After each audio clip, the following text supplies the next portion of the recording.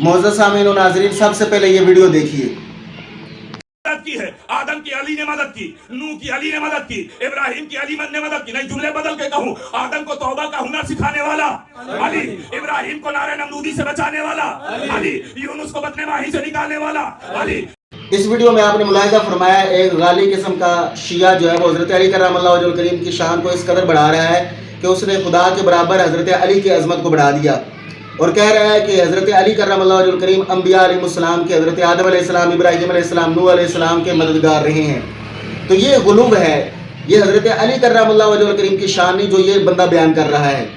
हज़रत अली करमल्लाहु वजहुल करीम की और भी बहुत सारी अज़मत बयान की गई हदीसें बारका से, सही हदीसें मौजूद हैं, वो बयान करनी चाहिए। और इस कदर गुलूब करके कि अम्बिया की अज़मत को घटा दिया जाए और मौला अली की अज़मत को बढ़ा दिया जाए, तो ये जहन्नम में जाने का सबब है, जहन्नम में जाने का ज़रिया है। हुज़ूर अलैहिस्सलाम ने पहले पेशन गोई फरमाई थी, ऐ अली तेरी वजह से दो किस्म के गिरोह जहन्नम में जाएंगे, एक तेरी मोहब्बत में गुलूब करने वाला और एक तुझसे बुग़्ज़ रखने वाला। तो ये मोहब्बत में गुलूब करने की वजह से जहन्नम में जाएगा। आप भी कमेंट सेक्शन में अपनी राय का ज़रूर इज़हार कीजिए और बताइए कैसे लोगों की इस्लाह कैसे मुमकिन हो सकती है।